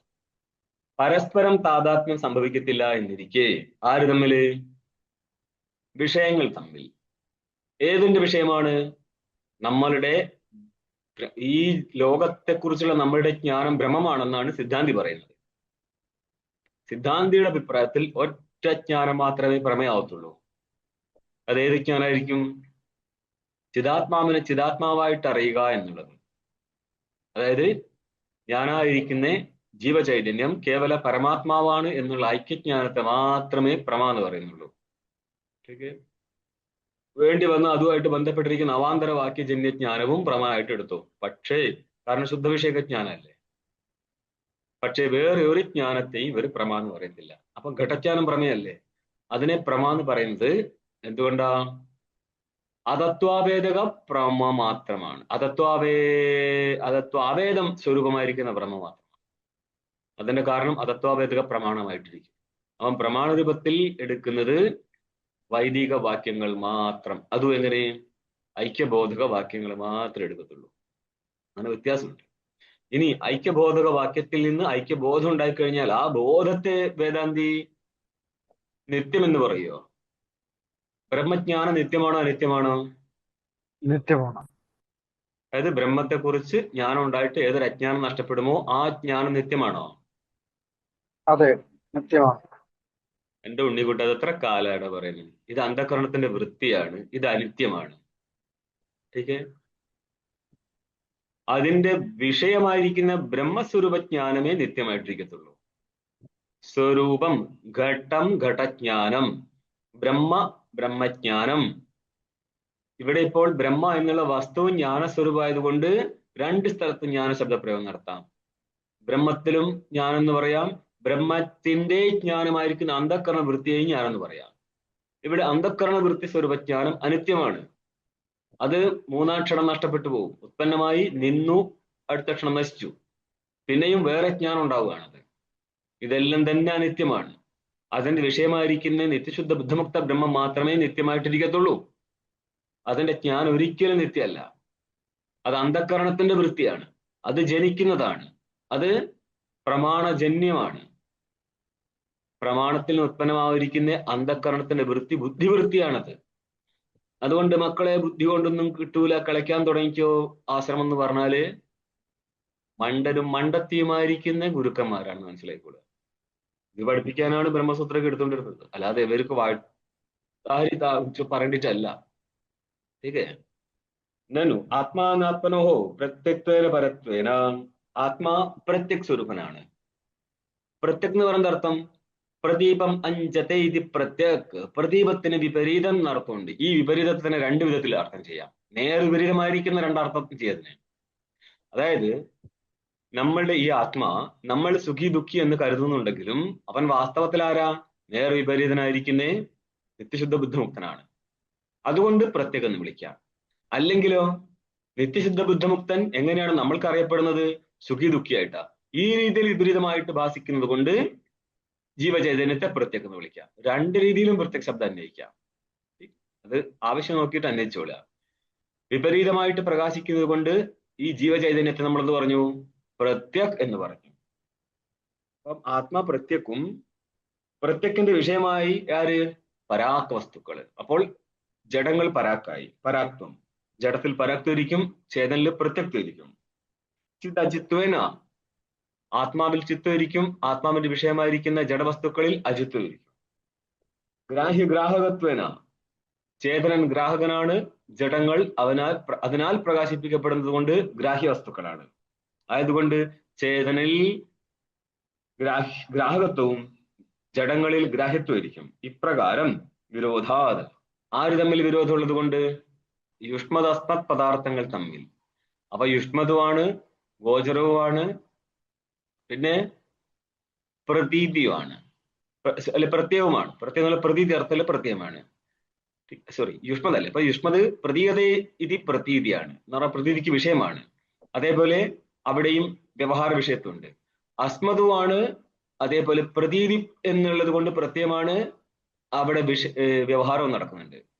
ഈ രീതിയിലിരിക്കുന്ന വസ്തുക്കൾ യുഷ്മതും അസ്മത്തുക്കളും, യുഷ്മത് അസ്മത്തുക്കൾ തമ്മിൽ ഇങ്ങനെ വിരോധമുള്ളതിനാൽ വിരോധാത് സമപ്രകാശവത്, തമസും പ്രകാശവും തമ്മിൽ എപ്രകാരം വിരോധമുള്ളത് കൊണ്ട് ഐക്യം സംഭവിക്കത്തില്ലയോ, ഇതേപോലെ യുഷ്മത് അസ്മത്തുക്കൾ തമ്മിൽ ഇങ്ങനെയും വിരോധമുള്ളത് കൊണ്ട് ഐക്യം സംഭവിക്കത്തില്ല.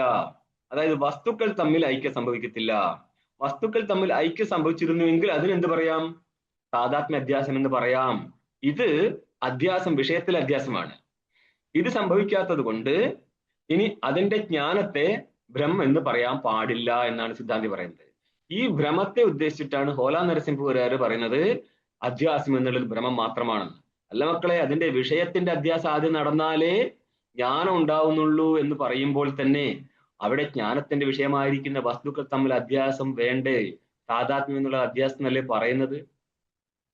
ഇത് കാര്യം മനസ്സിലാവാതെ നിങ്ങൾ എന്തിനാണ് ഇങ്ങനെ കിടന്ന് ചാടുന്നത് എന്നുള്ളതാണ്. ഈ പങ്ക്തി ആദ്യം മനസ്സിലാക്കാൻ ശ്രമിക്കുക.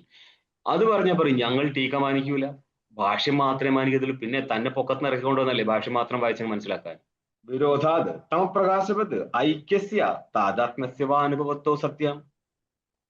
തമസും പ്രകാശവും തമ്മിൽ എപ്രകാരം ഐക്യവും സംഭവിക്കത്തില്ല, പിന്നെന്താ പറയുന്നത്? താദാത്മ്യം. ഏതുപോലെ?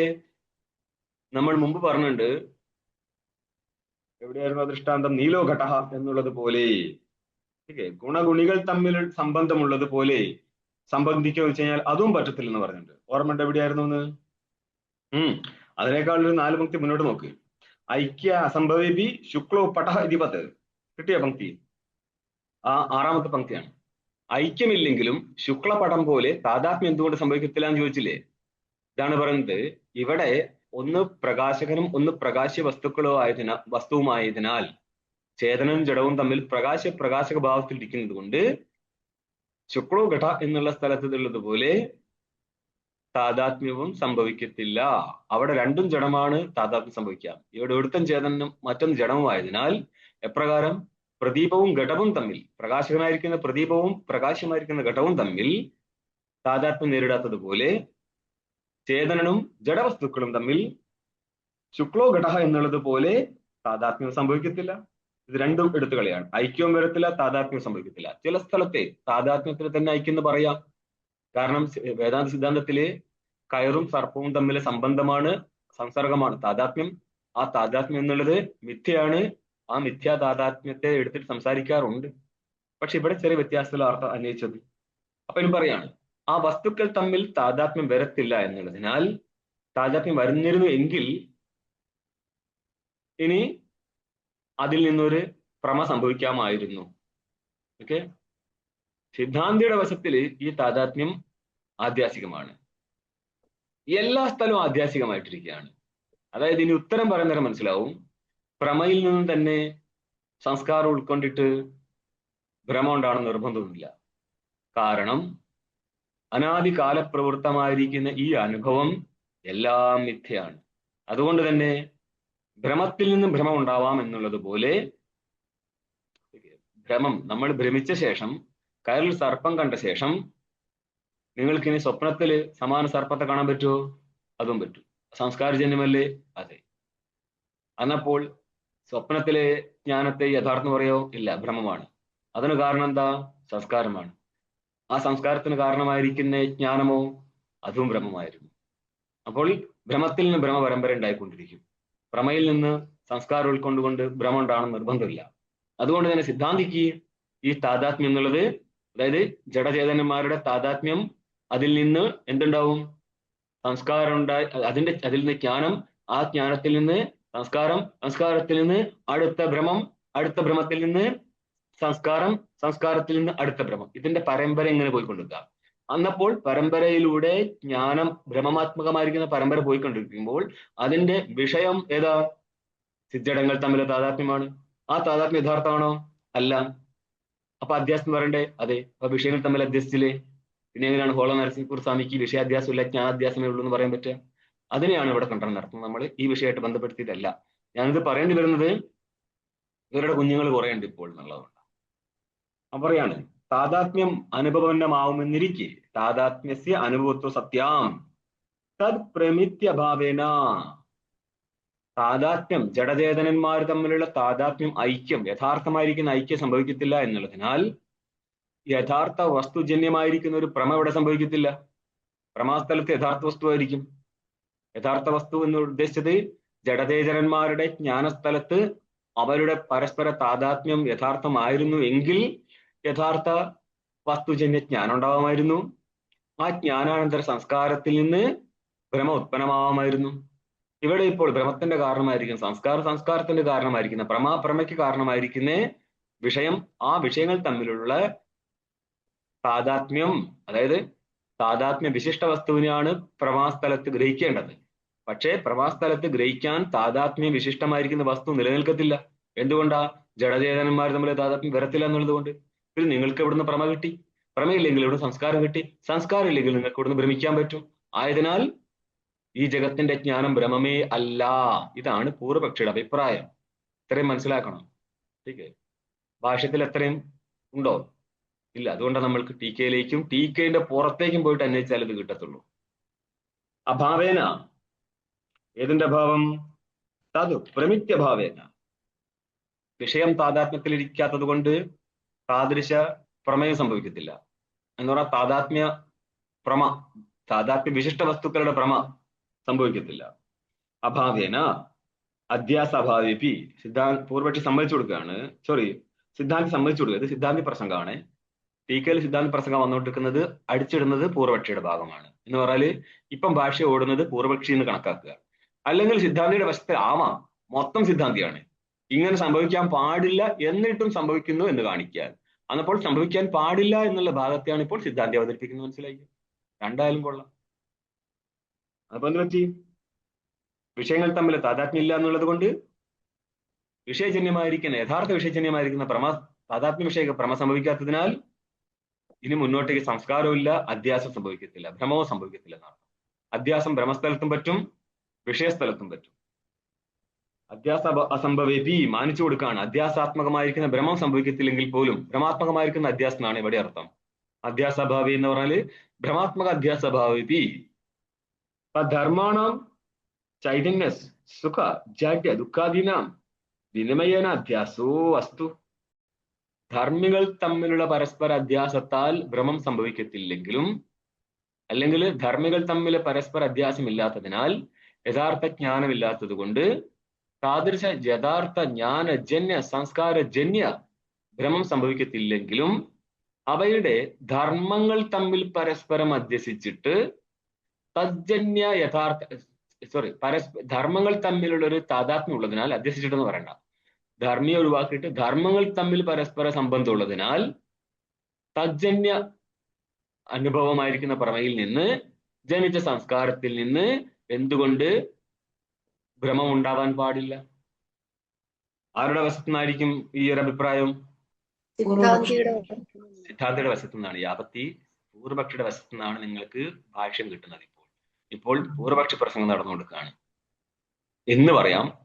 ടീക്കെ കാരണം മുന്നോട്ട് കയറിയിട്ട് തഥാപ്യ അന്യോന്യസ്മിൻ വരാൻ പാടില്ല. മിഥ്യാശബ്ദത്തിന് ഇവിടെ സാമാന്യമായിട്ട് രണ്ടർത്ഥമുണ്ട്. അപലാപം എന്നുകൊണ്ട് അനിർവചനീയം എന്നും രണ്ടർത്ഥമുണ്ട്. ഇവിടെ ഇപ്പോൾ നിഷേധാർത്ഥമാണ്. എന്ന് പറഞ്ഞാൽ ഇവിടെ ഒരു താദാത്മ്യം വരാൻ പാടില്ലായിരുന്നു, അതുകൊണ്ട് തന്നെ ഇവിടെ ഭ്രമവും വരാൻ പാടില്ല എന്നും പറഞ്ഞിട്ട് അധ്യാസവും മിഥ്യേത് ഭവതി യുക്തം, ഭ്രമം മിഥ്യയാണ് എന്ന് പറഞ്ഞാൽ ഭ്രമം ഇവിടെ സംഭവിക്കാൻ പാടില്ല, കാരണം ഭ്രമത്തിന്റെ വിഷയം ഇവിടെ ഇല്ല എന്നുള്ളത് കൊണ്ട്. എന്ന് പറയുന്ന അർത്ഥം പരമ്പര മൊത്തം വെക്കണം. ഇവിടെ പരസ്പര താദാത്മ്യമില്ല, താദാത്മ്യജന്യ ജ്ഞാനമില്ല, ജ്ഞാനജന്യ സംസ്കാരമില്ല. ഇനി ഇപ്പോൾ സംസ്കാരത്തിൽ നിന്ന് ഉത്പന്നമാവേണ്ട ഭ്രമവും സംഭവിക്കത്തില്ല. കാരണം മൂലകാരണം എന്താ? വിഷയങ്ങൾ തമ്മിൽ പരസ്പര താദാത്മ്യം സംഭവിക്കത്തില്ല. എന്തുകൊണ്ടാ? ഒന്ന് ജഡോ ഒന്ന് ചേതനമാണ്.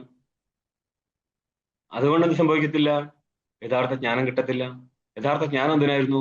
ഭ്രമം ഉണ്ടാവണമെങ്കിൽ യഥാർത്ഥ ജ്ഞാനം ഉണ്ടായിരിക്കണം. ഒക്കെയാണാ? അങ്ങനെ ശരിയായിക്കോളും, അല്ലാതെ ഇപ്പൊ എന്താക്കാനാ? ഒന്നുകൂടി പറയാം. ഭ്രമം ഉണ്ടാവണമെങ്കിൽ യഥാർത്ഥ ജ്ഞാനം എപ്പോഴെങ്കിലും ഭ്രമം ഉണ്ടാവണമെങ്കിൽ യഥാർത്ഥ ജ്ഞാനം ഉണ്ടാവണം. യഥാർത്ഥ ജ്ഞാനജന്യ സംസ്കാരത്തിൽ നിന്നാണ് ഭ്രമം ഉത്പന്നമാകത്തുള്ളൂ. അതായത് നിത്യശുദ്ധ മുക്തമാണ് തന്റെ സ്വരൂപം എന്ന യഥാർത്ഥ ജ്ഞാനം എപ്പോഴെങ്കിലും ഉണ്ടായിട്ടുള്ളത് കൊണ്ടാണ്.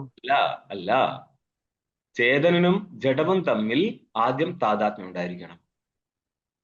എന്നിട്ട് ആ താദാത്മ്യത്തിൽ നിന്ന് യഥാർത്ഥ പ്രമേയം ഉണ്ടാവണം. യഥാർത്ഥ പ്രമജന്യ സംസ്കാരം ഉണ്ടാവണം. ആ സംസ്കാരം ഉണ്ടെങ്കിൽ നമ്മൾക്കിനിപ്പോൾ ഇവിടെ ഭ്രമിക്കാം, ഈ ജഗത്തിനെ ഭ്രമിക്കാം. ഈ ജഗത്തിനെ ഭ്രമിക്കണമെങ്കിൽ സംസ്കാരം വേണം. സംസ്കാരത്തിന് യഥാർത്ഥ ജ്ഞാനം ഉണ്ടായിരിക്കണം. ഇവിടെ ഭ്രമിക്കുന്നവരെ മനസ്സിലായിക്കൊള്ളണം. ഇത് എവിടെയാ ഭ്രമിക്കുന്നത്? പ്രമയ്ക്ക് സമാനമായിരിക്കുന്ന ഒരു ഭ്രമമാണ് സംഭവിക്കുന്നത്. ഭ്രമസ്ഥലവും നിശ്ചയസ്ഥലമാണ്, പ്രമാസ്ഥലവും നിശ്ചയസ്ഥലമാണ്. സംശയസ്ഥലം മാത്രമേ നിശ്ചയമല്ലാതെ പോകുന്നുള്ളൂ. രണ്ടും നിശ്ചയാത്മക ജ്ഞാനം തന്നെയാണ്. അപ്പോൾ ഭ്രമാത്മകമായിരിക്കുന്ന നിശ്ചയജ്ഞാനത്തിന് പ്രമാത്മകമായിരിക്കുന്ന നിശ്ചയജ്ഞാനം വേണം. പ്രമാത്മകമായിരിക്കുന്ന നിശ്ചയജ്ഞാന സ്ഥലത്ത് വസ്തു യഥാർത്ഥമായിരിക്കണം. ഇവിടെ ഇപ്പോൾ ഭ്രമം സംഭവിക്കുന്നത് അധ്യസ്ഥ വസ്തുവിലാണ്. ചിത് ജഡങ്ങൾ തമ്മിൽ അധ്യസിച്ചിരിക്കുന്ന വസ്തുവിലാണ് നമ്മൾ ഈ ജഗത്തിനെ കാണുന്നത്. ഇതാണ് അധ്യാസം. ഈ അധ്യാസത്തിന് കാരണമാണ് യഥാർത്ഥ ജ്ഞാനം. ആ യഥാർത്ഥ ജ്ഞാനത്തിന് വിഷയം എന്താ? ചിത് ജഡങ്ങൾ തമ്മിലുള്ള താതാത്മ്യം. അത് സംഭവിക്കത്തില്ലല്ലോ. പിന്നെ എവിടെ നിങ്ങൾക്ക് പ്രമേയം ഉണ്ടായി? പ്രമേയം ഇല്ലെങ്കിൽ നിങ്ങൾക്ക് ഇവിടെ സംസ്കാരം ഉണ്ടായി. സംസ്കാരം ഇല്ലെങ്കിൽ നിങ്ങൾക്ക് ഇവിടുന്ന് ഭ്രമം ഉണ്ടായി എന്നാണ് ചോദ്യം. അതുകൊണ്ടാണ് പറഞ്ഞത്, ഇത് അത്യാവശ്യം തലയിൽ കയറണമെങ്കിൽ കാലം എത്രയോ കഴിഞ്ഞു പോകും. ചെറിയ ചെറിയ വിറ്റ് വെച്ചിട്ട് കാലങ്ങൾ മെനക്കെട്ടെങ്കിൽ മാത്രമേ ഇതിലേക്ക് ഒരു പ്രവേശം കിട്ടത്തുള്ളൂ. മനസ്സിലാവൂല എന്നല്ല, നന്നായിട്ട് മനസ്സിലാവും. അതുകൊണ്ട് ഇത് പ്രക്രിയാഭാഗം ഓടിക്കൊണ്ടിരിക്കുകയാണ്. ടീക്കേ, അവിടെ നമ്മൾ പ്രക്രിയാ ഗ്രന്ഥങ്ങൾ പഠിച്ച് നമ്മൾക്കൊരു വഴക്കുണ്ടെങ്കിൽ മാത്രമേ ഇത് മനസ്സിലാകത്തുള്ളൂ. അതുകൊണ്ടാണ് പല ഇൻസ്റ്റിറ്റ്യൂട്ടുകാരും അധ്യാസ ഭാഷ എടുക്കാതെ മുന്നോട്ടേക്ക് 4 സൂത്രം മാത്രം എടുത്തു കൊടുക്കുന്നത്. അധ്യാസ ഭാഷത്തിൽ എടുക്കാൻ പറ്റുന്ന ആചാര്യന്മാരുണ്ടെങ്കിലും കുട്ടികളെ ക്ഷാമാപ്ല വരച്ചു പോകും. ഇവിടെ ഭയങ്കര ബുദ്ധിമുട്ട്. അത്രയും സമയം എടുത്ത് വൺ ടു അനദർ സംബന്ധം ഉണ്ടാക്കി കൊണ്ടുവരണം. അതുകൊണ്ട് ജയദേവ, പരമാത്മ ശരണം എന്നല്ലാതെ വേറെ ഒന്നും ചെയ്യാനില്ല. ഇങ്ങോട്ട് നോക്കിയോ, അധ്യാസഭാവിപി, അതായത് ധർമ്മികൾ തമ്മിലുള്ള പരസ്പര അധ്യാസം നടക്കുന്നില്ലെങ്കിലും എന്താണ് ഉദ്ദേശിച്ചത്? ധർമ്മവും ധർമ്മിയും തമ്മിൽ പരസ്പര അധ്യാസം എന്തുകൊണ്ട് നടക്കത്തില്ല എന്നുള്ളതാണ് അടുത്ത ചോദ്യം. അധർമാണാം ചൈതന്യ സുഖ ജാഡ്യ ദുഃഖാദീനാം, അതായത് തയോർധർമ്മം തദ്ധർമ്മം, അല്ലെങ്കിൽ തേഷാം അനേകം മാനിച്ചു കഴിഞ്ഞാൽ തേഷാം ധർമ്മ തദ്ധർമ്മ എന്ന് പറയാം. ഏതൊക്കെയാ? ചൈതന്യം എന്നുള്ള ധർമ്മം. ഇത് ശരിക്കും ചൈതന്യം വേറെയും ധർമ്മം വേറെയല്ല. പക്ഷെ നമ്മൾ പലപ്പോഴും ആത്മാവിന്റെ ധർമ്മം ചൈതന്യം എന്നൊക്കെ പറഞ്ഞു കളയാറുണ്ട്. ശരി, അത് വ്യവഹാരത്തിൽ വരും, വിഷയമൊന്നുമില്ല. അതിനെക്കുറിച്ച് ഈ 4 സൂത്രത്തിന്റെ വ്യാഖ്യാനമായിരിക്കുന്ന പഞ്ചപാദികയിൽ ടീക്കയിൽ പറയുന്നുണ്ട്. ചൈതന്യോ വിഷയാനുഭവോ ആനന്ദോ വിഷയാനുഭവോ നിത്യത്വം ചെയ്തി സന്ധി ധർമാഹ അപൃഥക്തേവി ചൈതന്യാത് പൃഥക് ഇവ ഭാസതേ. ആനന്ദം, വിഷയാനുഭവം ഇതൊക്കെ ശരിക്കും ചൈതന്യ സ്വരൂപമാണെങ്കിലും നമ്മൾ വ്യവഹരിക്കുന്ന നേരം ചൈതന്യത്തിൽ ഭിന്നമാക്കിക്കൊണ്ട് വ്യവഹരിക്കാറുണ്ട്. അതേപോലെ തന്നെയാണ് ഇവിടെ എന്താ ചെയ്തത്? ചൈതന്യം എന്നുള്ളത് ശരിക്ക് ധർമ്മമല്ല, ധർമ്മിയ. എന്നാലും നമ്മൾ ധർമ്മരൂപത്തിൽ എടുക്കാറുണ്ട്. കാരണം അധ്യസിക്കുന്ന സമയത്ത് ഇവനെ അന്യപദാർത്ഥങ്ങൾ കാണാറുണ്ട്. അതുകൊണ്ടാണ്. ചേതനോഹം എന്ന് പറയുമ്പോൾ നിത്യശുദ്ധ ബുദ്ധമുക്തലാണ് പറഞ്ഞത്, അല്ല, അധ്യസിക്കപ്പെട്ടിരിക്കുന്ന സ്ഥലത്താണ്. അതുകൊണ്ടാണ് അങ്ങനെ പറയുന്നത്. ഓക്കെ, നോക്ക്, ഒരു പങ്ക്തി അന്വയിക്കാൻ അങ്ങോട്ട് പോയി നമ്മൾ പഞ്ചപാദിക വിവരണത്തിൽ. അതുമായിട്ട് ഇവിടെ ഇപ്പം എന്ത് ബന്ധം? ആവശ്യമുണ്ടെന്നുള്ളത് കൊണ്ടാണ്. അതുകൊണ്ട് ഈ ഭാഗത്തിന് സംബന്ധം മൊത്തത്തിലാണ് ഇത് കിടക്കുന്നത്. നിങ്ങളുടെ മൊത്തം വേദാന്തത്തിന്റെ കാച്ചിക്കുറുക്കിയ ഭാഗമാണ് ഓടിക്കൊടുക്കുന്നത്. അതുകൊണ്ട് ഇവിടെ പിടികിട്ടണമെങ്കിൽ ഇതെന്തിന് തുടക്കത്തിൽ വെച്ചു എന്നുള്ളതാണ്. ഒടുക്കം വെച്ചാൽ പോലും മനസ്സിലാക്കാൻ പാടാണ്. എന്നിട്ടല്ലേ തുടക്കത്തിൽ വെച്ചാൽ. അത് നമ്മുടെ ഗ്രന്ഥങ്ങളുടെ ഒരുവിധമൊക്കെ അങ്ങനെ തന്നെയാണ്. തുടക്കം ഭയങ്കര ബുദ്ധിമുട്ടായിരിക്കും. പണ്ട് ഞങ്ങൾ ന്യായസിദ്ധാന്തം മുക്താൽ പഠിക്കുന്ന നേരം ആരൊക്കെ പോയിട്ട് സ്വാമിയോട് ചോദിച്ചു, ഇതെങ്ങനെ സ്വാമി എല്ലാവരും പറയുന്നത് ഭയങ്കര കട്ടിയാണ്. അങ്ങനെ ചോദിച്ച ഒരുത്തൻ എന്നോട് വന്ന് പറഞ്ഞു, എടാ ഇതിൽ വലിയ കട്ടിയൊന്നുമില്ല, ആദ്യത്തെ മംഗള ആചരണ ഭാഗം മാത്രമേ കട്ടിയുള്ളൂ, സ്വാമി പറഞ്ഞിട്ടുണ്ട്, ബാക്കി സുഖമായിട്ട് മനസ്സിലാവും. അങ്ങനെ എല്ലാവരും ആനന്ദകരമായി പഠിക്കാൻ തുടങ്ങി. 2 വർഷം കഴിഞ്ഞ് ബുക്ക് തീർന്നപ്പോഴാണ് മനസ്സിലായത് ഇപ്പോഴാണിത്. അതായത് മല കയറ്റമാണ്, കയറിക്കൊണ്ടിരിക്കുക എന്നല്ലാതെ ഒരു രക്ഷയില്ല. ആ ബുക്ക് തീരുമ്പോൾ മാത്രമേ തീരത്തുള്ളൂ. സ്വാമി അങ്ങനെയാണ്. സ്വാമി വെറുതെ പ്രോത്സാഹിപ്പിക്കാൻ വേണ്ടി പറഞ്ഞു കളയും ആദ്യം. പക്ഷെ ചില ടെക്സ്റ്റുകൾക്ക്, ഇപ്പൊ ന്യായസിദ്ധാന്തം മുക്താവലി തുടക്കം ഭയങ്കര കട്ടിയാണ്. അത് കഴിഞ്ഞു പോയിട്ട് എവിടെയാ കട്ടി പറയുന്നത്? നമ്മൾക്കത് പരിചയമാവുന്നേ ഉള്ളൂ, അല്ലാതെ കട്ടി കുറയൊന്നുമില്ല. ഇനി അത് കഴിഞ്ഞാൽ ആ ഗ്രന്ഥം അച്ഛനും മോനും എഴുതിയ ഗ്രന്ഥമാണ്. അച്ഛൻ മരിച്ച ശേഷം മകനും എഴുതുക. അതിന്റെ നിങ്ങൾ തർക്കസംഗ്രഹവും അങ്ങനെ തന്നെ ഡിവിഷൻ ചെയ്തിരിക്കുന്നത്. ജ്ഞാനസ്ഥലത്തിൽ കഴിഞ്ഞാൽ പിന്നെ വഴിമാറിപ്പോവത്. പിന്നെ മുന്നോട്ട് പദാർത്ഥങ്ങളെ പറയല്ല, പിന്നെ പ്രമാണങ്ങൾ പറയാൻ തുടങ്ങും. പിന്നെ പദാർത്ഥങ്ങളെ പറ്റി കേൾക്കുക നമ്മൾ ഗുണപ്രകരണത്തിലാണ്. ന്യായസിദ്ധാന്ത മുക്താരുടെ ഗുണപ്രകരണം മകനാണ് എഴുതുന്നത്, അച്ഛനല്ല. അപ്പോൾ നമ്മൾക്ക് അവിടം വരെ എത്തുമ്പോൾ അച്ഛന്റെ തിങ്കിങ് പാറ്റേൺ നമുക്ക് പിടികിട്ടും, ഇങ്ങനെയാണ് പോവുക എന്നുള്ളത്. അതുകൊണ്ട് നമ്മൾക്ക് വഴക്കം വരികയാണ്, അല്ലാതെ ബുദ്ധിമുട്ടിന് കുറവൊന്നുമില്ല. പക്ഷേ ഗുണപ്രകടനം തുടങ്ങിയാൽ നമ്മൾ കിളി പറഞ്ഞു പോകും, പിന്നെയും പറക്കുക. കാരണം അവിടെ മകൻ ചിന്തിക്കുന്ന ലെവലേ വേറെയാണ്. പക്ഷെ അങ്ങനെയൊന്നുമല്ല ബ്രഹ്മസൂത്രം ആദ്യത്തെ കുറച്ച് ഭാഗം കഴിഞ്ഞാൽ സുഖമായിട്ട് എനിക്ക് മനസ്സിലാവും. പക്ഷെ ഇത് ഒഴിവാക്കിയിട്ട് അത് എടുക്കാനും പറ്റത്തില്ല. അതുകൊണ്ട് ഇരിക്കുന്നു പറയാണ്, തദ്ധർമാണം ചൈതന്യ സുഖം. ചൈതന്യവും സുഖവും ചേതനയുടെ ധർമ്മവും, ജാഡ്യ ദുഃഖാധീന സുഖം ചേതനയുടെ ചേതനയുടെ ധർമ്മമായിട്ട് എടുത്തായിട്ട് സംസാരിക്കുന്നത്, സ്വരൂപമായിട്ട് പോലും. അതേപോലെ ചൈതന്യവും സ്വരൂപമായിട്ട് പോലും ധർമ്മമായിട്ടാണ് സംസാരിക്കുന്നത്. പിന്നെന്താണിത്? ജാഡ്യവും ദുഃഖവും ആരുടേതാ? യുഷ്മപദാർത്ഥത്തിൻ്റെതാണ്. ഇങ്ങനെ ഇരിക്കുന്ന ധർമ്മങ്ങൾ തമ്മിൽ പരസ്പര സംബന്ധം എന്തുകൊണ്ട് പാടില്ല? വിനിമയേന, പരസ്പര വിനിമയം എന്ന് പറഞ്ഞാൽ പരസ്പരം സംബന്ധിച്ചും കൊണ്ട് അധ്യാസം നടക്കട്ടെ എന്ന് സിദ്ധാന്തി പറയുമ്പോൾ, അതാഹ പൂർവപക്ഷി ഇനിയും കണ്ടനം നടത്തുകയാണ്. ഭാഷ്യത്തിൽ കണ്ടത് തദ്ധർമാണാമപി, ഇതെവിടെയാ പങ്ക്തി എന്നറിയോ? 6-ാം പേജില് പൊക്കത്ത് നോക്ക്. തദ്ധർമാണാമപി സുതരാം ഇതരേതര ഭാവാനുപപത്തി. ധർമ്മികൾ തമ്മിൽ ഇതരേതര ഭാവം എന്ന് പറഞ്ഞാൽ ഐക്യം സംഭവിക്കത്തില്ല. അതുകൊണ്ട് തന്നെ, അതായത് ധർമ്മികൾക്ക് പരസ്പര ഐക്യം സംഭവിച്ചിരുന്നുവെങ്കിൽ ഒരു ധർമ്മത്തിന് മറ്റൊരു ധർമ്മിയിലേക്ക് സംസർഗം ചെയ്യാമായിരുന്നു എന്ന് പറഞ്ഞാൽ ധർമ്മ സംബന്ധം വരാമായിരുന്നു. എപ്പോൾ? ധർമ്മികൾ തമ്മിൽ പരസ്പരം സംബന്ധിച്ചിരുന്നെങ്കിൽ, രണ്ട് ധർമ്മികൾ തമ്മിൽ പരസ്പരം സംബന്ധിച്ചിരുന്നെങ്കിൽ ഒരു ധർമ്മത്തിന് മറ്റൊരു ധർമ്മിയിലേക്ക് സംബന്ധം പറയാമായിരുന്നു. പക്ഷെ ആദ്യം ധർമ്മികൾ തമ്മിൽ പരസ്പരം സംബന്ധിച്ചിട്ട് വേണ്ടേ?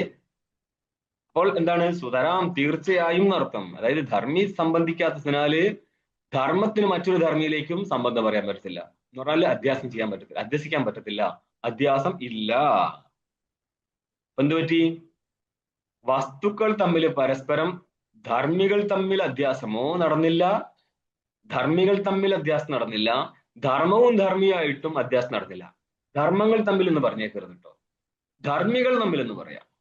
ധർമ്മികൾ തമ്മിൽ അയോഗോളകവും വന്യവും തമ്മിൽ പരസ്പരം അധ്യസിച്ച സ്ഥിതിക്ക് അയോഗോളകത്തിന്റെ വർത്തുളത്വം അഗ്നിയിലേക്ക് അധ്യസിക്കാം. അഗ്നിയുടെ ദാഹകത്വം എന്നുള്ള ഗുണം അയോഗോളകത്തിലേക്കും അധ്യസിക്കാമായിരുന്നു. എപ്പോൾ? അയോഗോളവും അഗ്നിയും തമ്മിൽ പരസ്പര അധ്യാസം സംഭവിക്കുമായിരുന്നുവെങ്കിൽ.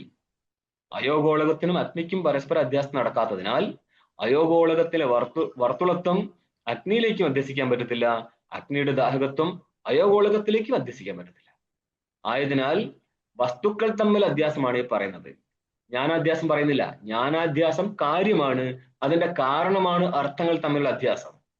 അതുകൊണ്ടാണ് ഹോള നരസിംഹ ചോദിക്കുന്നത്, എന്ത് മനസ്സിലാക്കിയിട്ടാണ് ഈ അധ്യാസ ഭാഷ എടുത്തത് നിങ്ങൾ എന്നുള്ളതാണ്. നമുക്ക് മനസ്സിലാവും, നിങ്ങൾ ഇതിനെ എടുത്തു കൊടുത്ത കുട്ടികൾ എങ്ങനെ ആഹാന്ന് പറഞ്ഞിരുന്നു എന്നുള്ളതാണ്. പിടി കിട്ടുന്നുണ്ടോ? ഇതിന്റെ എത്രയും ഗഹരായി കിടക്കുന്ന സാധനമാണിത്. ഇത് അത്രയും നന്നായിട്ട് എടുത്തു കൊടുക്കുമ്പോഴേ, അത്രയും നന്നായിട്ട് ചിന്തിച്ചാലേ വിദ്യാർത്ഥിക്കും മനസ്സിലാകത്തുള്ളൂ. അവിടെ കിടന്നിട്ട് ഭാഷകാരന്റെ അല്ലാത്ത അഭിപ്രായത്തെ സ്വന്തം കുരുത്തക്കേട് ഇവിടെ കാണിച്ചു നടന്നാൽ കേൾക്കുന്നവൻ എന്തൊരു ദുരിതം ഉണ്ടാവുന്നുണ്ടെന്നുള്ളത് ഈ ആചാര്യൻ ആലോചിച്ചിട്ടുണ്ടോ? ഇത്രയും പിടികിട്ടിയോ? വംശത്തിൽ പറയുന്നില്ലേ, ശബ്ദം അവിടെ എത്താതെ തിരിച്ചു വരുന്നു. കാരണം ശബ്ദത്തിന് പോലും പ്രകാശിപ്പിക്കാൻ പറ്റാതെ, ബ്രഹ്മത്തെ പ്രകാശിപ്പിക്കാൻ പറ്റാതെ തിരിച്ചു വരുന്നു എന്നുള്ളതാണ്.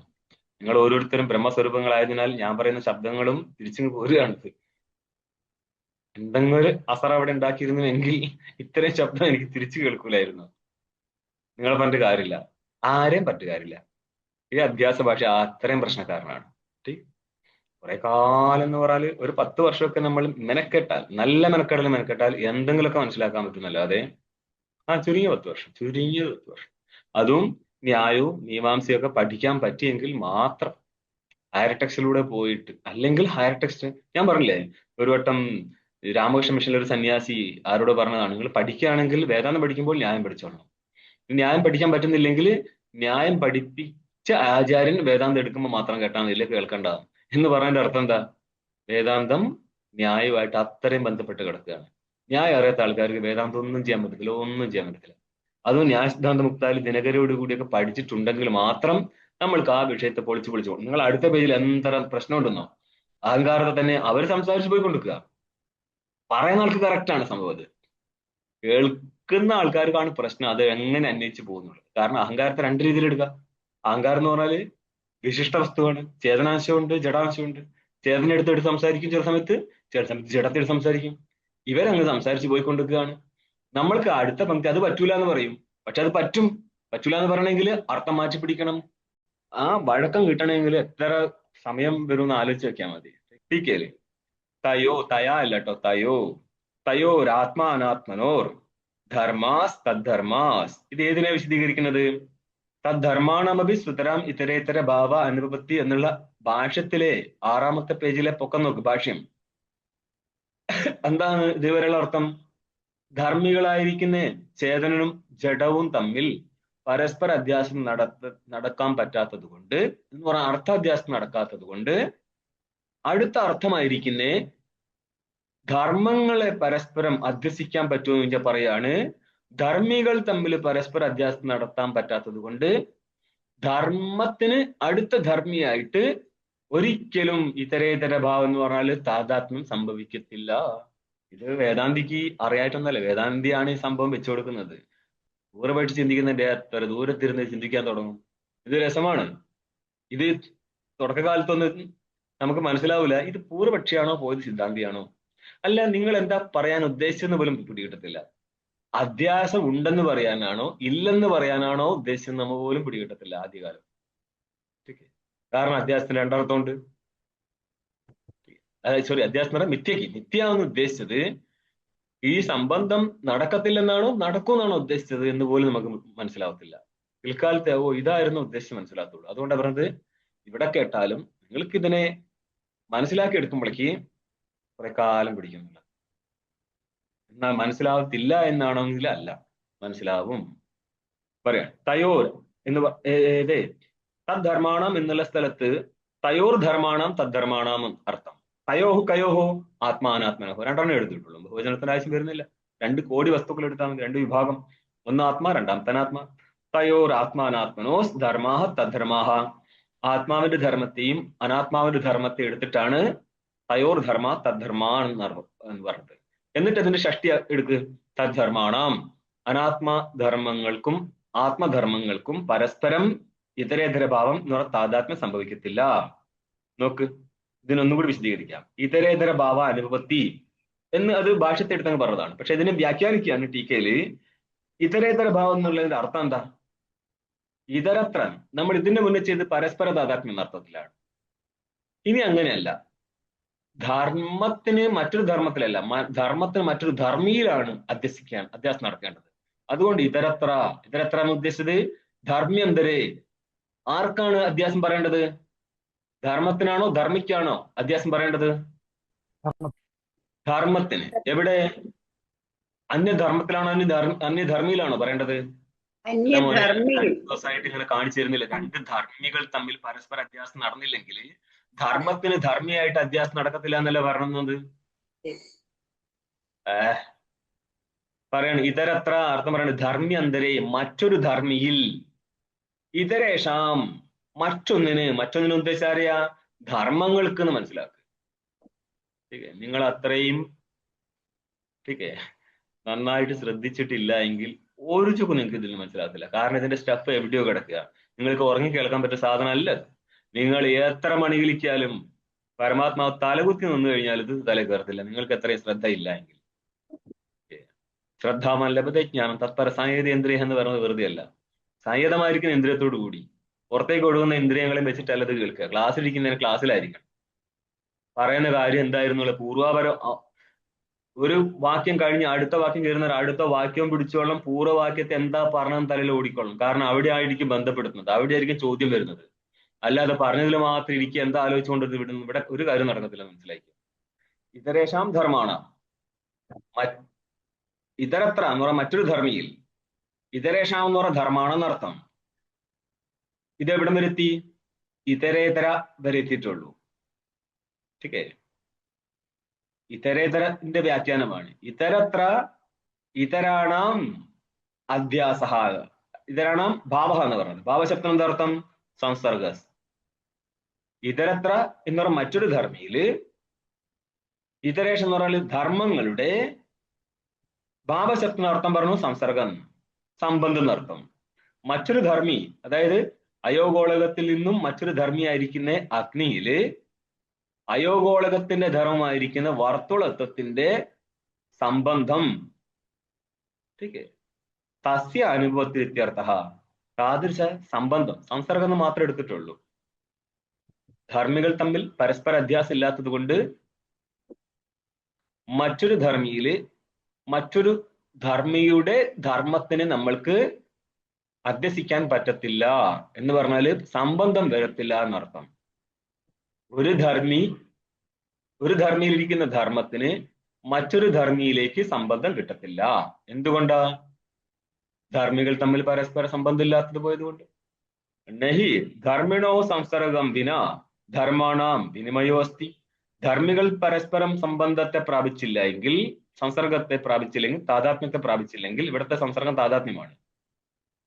പിന്നെ ധർമ്മങ്ങൾ തമ്മിലുള്ള പരസ്പര വിനിമയം, ഒരു ധർമ്മിയുടെ ധർമ്മം മറ്റൊരു ധർമ്മിയിലേക്ക് സംബന്ധിക്കത്തില്ല. അല്ല, ധർമ്മിയുടെ സംസർഗമില്ലാതെ ധർമ്മ സംസർഗം കാണുന്നുണ്ടല്ലോ. എവിടെ? രക്തസ്ഫടിക സ്ഥലത്ത് സ്ഫടികവും ചെമ്പരത്തിയും തമ്മിൽ താതാത്മ്യമില്ലാതെ തന്നെ ചെമ്പരത്തിയുടെ രക്തരൂപം സ്ഫടികത്തിൽ കാണുന്നുണ്ടല്ലോ. അപ്പോൾ രണ്ട് രീതിയിൽ പറയരുത്. സ്വാഭാവിക അധ്യാസം ഒഴിച്ച് എവിടെയും ധർമ്മി സംസർഗമില്ലാതെ ധർമ്മ സംസർഗം വരത്തില്ല എന്ന് പറയാം. പക്ഷേ ഈ നിയമം അവരങ്ങനെ ചെയ്തില്ല. ഇവര് സർവത്ര അടിക്കാണിത്. എല്ലാ സ്ഥലത്തിലേക്കും ഒറ്റ നിയമമാണ്. ധർമ്മിയുടെ പരസ്പര താതാത്മ്യം ഇല്ലെങ്കിൽ, സംസർഗം ഇല്ലെങ്കിൽ, താതാത്മ്യം ഇവിടെ പറയുന്നില്ല, അതാണ് ഇതിന്റെ ഗുണം. സംസർഗമേ പറഞ്ഞിട്ടുള്ളൂ. സംസർഗം നമുക്ക് പലതായിട്ട് എടുക്കാം. അപ്പോൾ ധർമ്മികൾ തമ്മിൽ പരസ്പരം ഇല്ലെങ്കിൽ ഒരു ധർമ്മത്തിന് മറ്റൊരു ധർമ്മിയിലേക്ക് സംസർഗം കിട്ടത്തില്ല. അപ്പോൾ സ്ഫടികത്തിന്റെ കാര്യത്തിലോ അന്നേരം പറയാണ്, സ്ഫടികേ ലോഹിത വസ്തു സാന്നിധ്യാത് ലൗഹിത്യ ധർമ്മ സംസർഗ. ലൗഹിത്യം എന്നുള്ളത് ഗുണമാണ്, രൂപമാണ്. ലൗഹിത്യം ഇരിക്കുന്ന ദ്രവ്യമാണ് ലോഹിതം. ലോഹിതമായിരിക്കുന്ന ചെമ്പരത്തിയോ റോസാപ്പൂവോ മറ്റോ സ്ഫടികത്തിന്റെ അടുത്ത് വെച്ച് കഴിഞ്ഞാൽ സ്ഫടികത്തിൽ ലോഹിത വസ്തുവിന്റെ സാന്നിധ്യാത്, സാന്നിധ്യം എന്നുള്ളത് സംബന്ധമാണ്, സംസർഗമാണ്. അടുത്തിരിക്കുക എന്നുള്ളത് ഒരു സംബന്ധമല്ലേ. അതുകൊണ്ട് ലൗഹിത്യ ധർമ്മ സംസർഗ, ലൗഹിത്യം എന്നുള്ള ധർമ്മത്തിന്റെ സംസർഗം ധർമ്മീയിലേക്ക് വരുന്നുണ്ട്. ലൗഹിത്യ ധർമ്മം ജപാകുസുമത്തിൻ്റെതായിരുന്നു, ചെമ്പരത്തിയുടേതായിരുന്നു. അതിന്റെ അധ്യാസം നടന്നുകൊണ്ടിരിക്കുകയാണ് ഇവിടെ സ്ഫടികത്തില്. അന്നപ്പോൾ ആ സ്ഫടികവും ലൗഹിത്യവും തമ്മിൽ ഒരു സന്നിധിയിൽ വന്നു എന്നുള്ളൊരു സംസർഗം ഉള്ളത് കൊണ്ട്, ഒരു സന്നിധിയിൽ ഇരിക്കുക എന്നുള്ളതാണ് സംസർഗം. ആ സംസർഗം ഉള്ളത് കൊണ്ട് എന്ത് സംഭവിക്കാം? ഒരു ധർമ്മത്തിന് മറ്റൊരു ധർമ്മിയിലേക്ക് സംസർഗം സംഭവിക്കാം. ഇത് നിങ്ങൾ മാനിച്ചതാണോ? അല്ല, നമ്മൾക്കിത് മനസ്സിലാക്കാൻ വേണ്ടിയിട്ട് ഒരു സ്ഥലം പറഞ്ഞു തന്നതാണ്. സിദ്ധാന്തി മാനിക്കുന്ന ഒരു സ്ഥലം എടുത്ത് കാണിച്ചതാണ്. പക്ഷെ ഇതൊന്നും സംഭവിക്കാൻ പാടില്ല എന്നുള്ളതാണ് പൂർവപക്ഷിയുടെ അഭിപ്രായം. കാരണം എന്താ? ജപാകുസുമവും സ്ഫടികവും തമ്മിൽ ഒരിടത്ത് വരുന്നില്ലേ? വരുന്നുണ്ട് അല്ലേ? ഉണ്ട്. പക്ഷേ ആത്മാവും അനാത്മാവും തമ്മിൽ ഒരിടത്ത് വരിക എന്ന് പറഞ്ഞാൽ എന്താണ് ഉദ്ദേശിച്ചത്? ഇതിന്റെ വ്യാഖ്യാനം വേറെ പോകണം, എങ്കിൽ മാത്രമേ ഇതൊക്കെ പറയാൻ പറ്റത്തുള്ളൂ. ഇത് ചെറിയൊരു കാര്യം പറഞ്ഞു പോവുകയാണ്. ഉള്ളോട്ട് കൂടുതൽ കയറുന്നൊന്നുമില്ല. ദൃഷ്ടാന്തം കാണിച്ചത് എന്താണ്? സ്ഫടിക ലോഹിത്യ സ്ഥലത്ത് ഒരു സന്നിധിയിൽ വരുന്നത് കൊണ്ട് സന്നിധ്യാത്മകമായിരിക്കുന്ന ധർമ്മിയുടെ സംസർഗം കിട്ടിയതിനാൽ ധർമ്മ സംസർഗം വരും. ആ ഒരു സംസർഗം എവിടെ കിട്ടത്തില്ല? ചേതന ജഡങ്ങൾ തമ്മിൽ കിട്ടത്തില്ല എന്നർത്ഥം. വ്യാഖ്യാനം നമുക്ക് നാളെ പറയാം. പിന്നെ നിങ്ങൾക്കും മനസ്സിലാവണമല്ലോ. ഇങ്ങനെയും അതായത് പഴയ ആൾക്കാർ മാത്രമല്ല, ഇപ്പോഴും ഇതിനെതിരെ നിൽക്കുന്ന ആൾക്കാരുണ്ട്. ഇതിന്റെ പിന്തുടർച്ചക്കാരാണ് മലയാളികൾ, ഒരുവിധ ആൾക്കാർ കേട്ടോ. പേരായിട്ട് പറയുന്നില്ല. കേരളത്തിൽ ക്ലാസ് എടുക്കുന്നതിലെ ഗടാഗടി നിങ്ങൾക്ക് അറിയത്തില്ല, നിങ്ങൾക്ക് ഇതിന്റെ പ്രശ്നം തന്നെ അറിയത്തില്ലല്ലോ. ഏത് ഹോള നരസിപ്പൂർ ഇങ്ങനത്തെ മതമുണ്ട്, അത് അങ്ങേരുണ്ടാക്കിയതല്ല, പൗരാണിക മതമാണത്. സുഹൃത്തിൽ അവിദ്യ അല്ല എന്നൊക്കെ പൗരാണിക മതമാണിത്. അതിനെ അവർ എടുത്തു പിടിച്ചിരുന്നുള്ളൂ. ഈ ഒരു അഭിപ്രായമായിരുന്നു ഈ പാരായണമായിട്ട് നടന്നിരുന്ന ആൾക്കാർക്കും എന്ന് മനസ്സിലായിക്കൂല. ഓക്കെ, ഉപനിഷത്ത് പാരായണമായിട്ട് നടന്ന ആൾക്കാർ ഒരു കാലത്ത് ഇതുമായിട്ട് നടന്ന ആൾക്കാരാണ്. അന്നപ്പോൾ സുഹൃത്തിയിൽ ആ ആചാര്യനെ പോലും മനസ്സിലായിട്ടില്ലെങ്കിൽ എത്രമാത്രം പ്രശ്നവും പരിവട്ടം ഇതിലുണ്ടായിരിക്കും എന്നുള്ളത് മനസ്സിലാക്കുക. അതിനുവേണ്ടി പറയാം, അദ്വൈത വേദാന്തം അങ്ങനെ അങ്ങ് തലയിൽ കയറത്തില്ല. പ്രശ്നം പരിവട്ടമാണ്. ഇപ്പം തന്നെ അവസാനം പോയി നിന്ന സ്ഥലം എന്താ? നിങ്ങൾ അധ്യാസത്തെ അംഗീകരിക്കുകയാണോ അല്ല നിഷേധിക്കുകയാണോ എന്നുള്ളതാണ്. ഈ ഒരു താതാത്മ്യം വരാമല്ലോ ഇനിയിപ്പോ അതെന്ത് ചെയ്യണം? ചേതനിലും ജഡത്തിലും കൂടി അന്വയിക്കണം. ചേതനും ജഡവും കൂടി എവിടെ ഇരിക്കും? ജപാകുസുമത്തിനും സ്ഫടികത്തിനും ഇരിക്കാൻ ഒരു ഇടമുണ്ട്. ഒരു അധികരണത്തിലാണ് ജപാകുസുമവും സ്ഫടികവും വന്നത്. ആത്മാവും അനാത്മാവും ഏത് അധികരണത്തിലിരിക്കും? ആത്മാവ് തന്നെയാണ് അധികരണം. ആത്മാവിന് വേറെ അധികരണം ഉണ്ടെങ്കിൽ നമുക്ക് ഒരേ അധികരണത്തിൽ ആത്മാവിനെ അനാത്മാവിനെ വെച്ചിട്ട് സമ്പദിപ്പിക്കാമായിരുന്നു. പങ്ക്തി ഇവിടെ ഉണ്ടോ? ഇല്ല. ഇതൊരു ചോദ്യം വന്നാൽ എന്ത് ചെയ്യും? ഇപ്പൊ ആ സ്ഥലത്ത് ഇത് ആരുടെ അഭിപ്രായം എന്നുള്ള ആദ്യം മനസ്സിലാക്കണ്ടേ? നമുക്കത് മനസ്സിലായി നമ്മളിങ്ങനെ സുറു പോകത്തേ ഉള്ളൂ. ഓരോന്നിനെയും പിടിച്ച് അന്വേഷിച്ചു കഴിഞ്ഞാൽ പ്രശ്നവും പരിവട്ട റൂട്ടാണിത്. ഓം പൂർണ്ണമദഃ പൂർണ്ണമിദം പൂർണ്ണാത് പൂർണ്ണമുദച്യതേ പൂർണ്ണസ്യ പൂർണ്ണമാദായ പൂർണ്ണമേവാവശിഷ്യത്തെ. ഓം ശാന്തി ശാന്തി ശാന്തി. ശങ്കരം ശങ്കരാചാര്യം കേശവോം ബാദരായണം സൂത്രഭാഷ്യകൃതൗ വന്ദേ ഭഗവന്തൗ പുനഃ പുനഃ. ഈശ്വരോ ഗുരുരാത്മേതി മൂർത്തിഭേദ വിഭാഗിനേ വ്യോമവത്വ്യാപ്തദേഹായ ദക്ഷിണാമൂർത്തയേ നമഃ. ഓം ശാന്തി ശാന്തി ശാന്തി. നമോ നാരായണ.